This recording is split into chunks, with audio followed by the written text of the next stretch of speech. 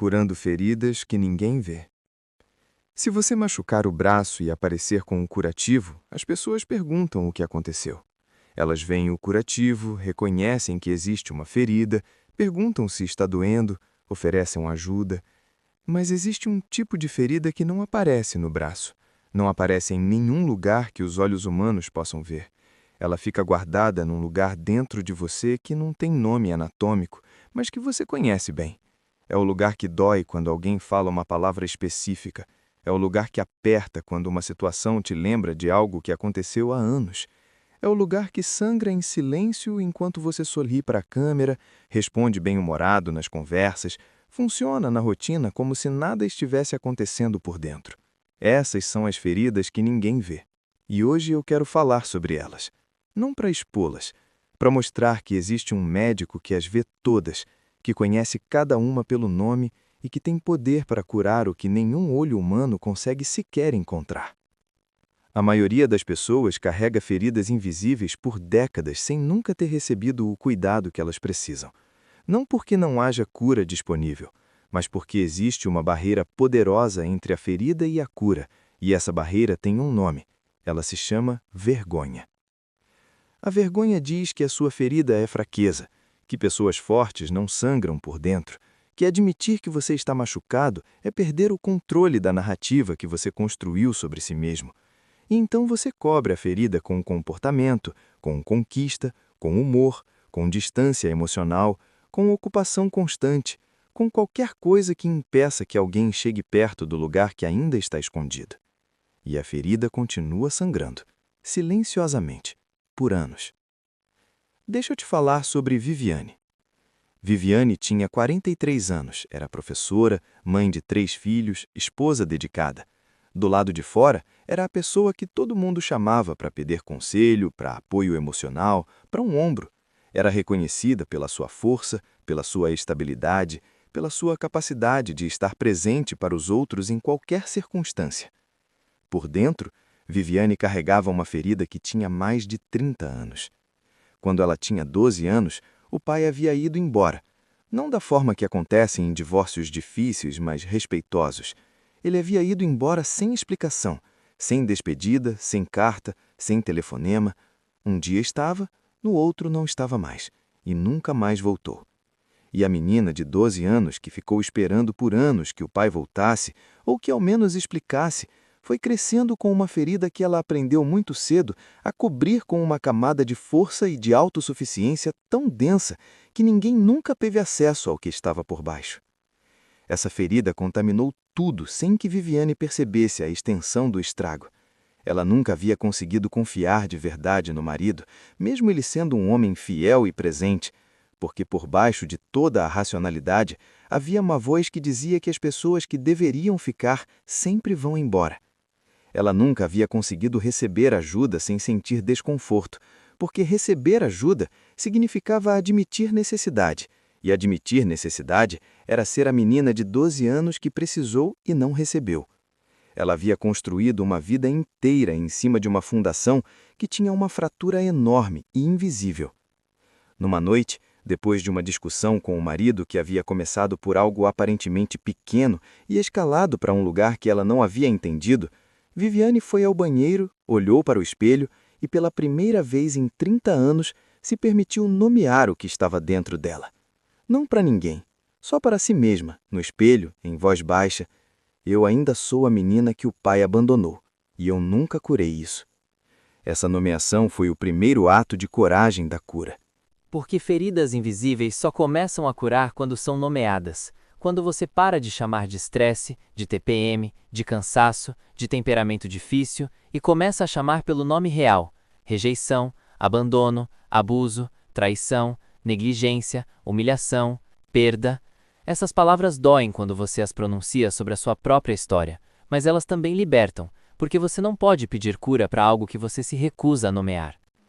O Salmo 147, versículo 3, diz que Deus sara os que têm o coração partido e lhes dá curativos, com S, não um curativo genérico sobre uma dor genérica, cada ferida com o cuidado específico que ela precisa. E a palavra sara, ali em hebraico, é Rafá, a mesma raiz de Jeová Rafá, o Deus que cura. Ele não é um Deus que olha para suas feridas de longe e oferece conforto emocional.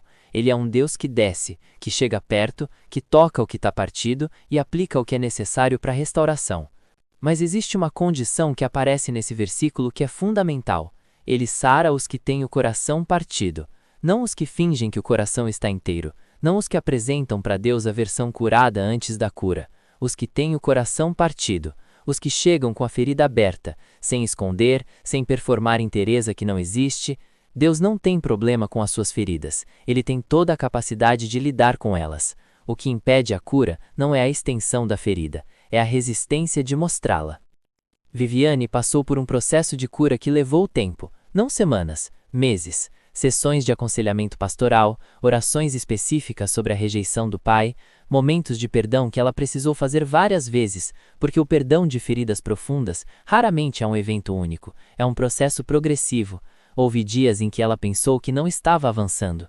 Houve momentos em que a dor voltou com uma intensidade que assustou, mas ela não parou, e foi nesse processo que ela foi aprendendo algo que nenhuma conquista externa havia conseguido ensinar, que o amor de Deus não é condicionado à ausência de ferida, que ele não se aproxima de quem está inteiro, ele se aproxima de quem está partido, e que a identidade dela não estava fundada no fato do pai ter ficado ou ido, estava fundada em algo que nenhuma pessoa, em nenhuma circunstância, tem o poder de remover. Ela era filha de Deus, e Deus não abandona os seus filhos.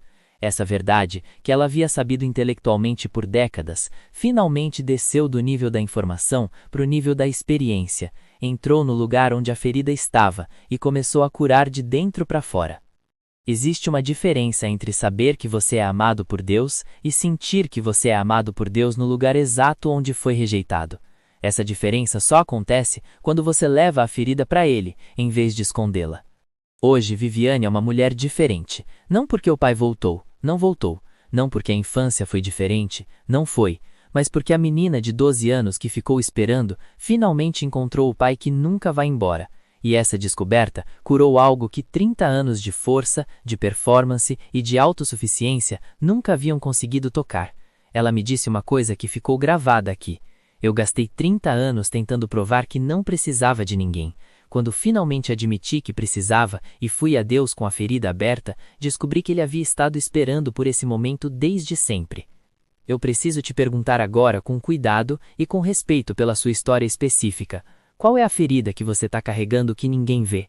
Qual é o nome que você ainda não pronunciou em voz alta sobre algo que aconteceu com você e que ainda está sangrando por dentro? Qual é a dor que você cobre com comportamento, com ocupação, com humor, com distância, com conquista, com qualquer coisa que impeça que alguém chegue perto do lugar que ainda dói? Você não precisa expor essa ferida para o mundo, mas precisa parar de escondê-la de Deus, porque Ele já vê. Ele a vê há mais tempo do que ela existe em você, e Ele está esperando que você pare de protegê-la e a traga para Ele com confiança. Hebreus capítulo 4, versículos 15 e 16, diz que não temos um sumo sacerdote que não possa compadecer-se das nossas fraquezas, pois ele foi tentado em tudo, assim como nós, mas sem pecado. Chegamos, pois, com confiança ao trono da graça, para recebermos misericórdia e acharmos graça em socorro oportuno. Com confiança, não com vergonha, com confiança, porque do outro lado do trono está alguém que não vai se assustar com o que você carrega, que não vai usar a sua ferida contra você, que não vai se afastar quando você mostrar o que está escondido, que conhece dor de verdade e tem poder de curar de verdade. A cura das feridas invisíveis começa quando você para de administrá-las sozinho e as traz para o único médico que enxerga o que nenhum outro consegue enxergar. Ele está esperando. Você não precisa mais carregar isso escondido. Se esse conteúdo falou com você, já se inscreve no canal para não perder nenhuma mensagem. Deixa o seu like para fortalecer o trabalho, ativa o sininho para receber as notificações dos próximos vídeos e compartilha com alguém que precisa ouvir isso hoje. E não esquece, deixa aqui embaixo o seu comentário, eu quero muito saber a sua opinião.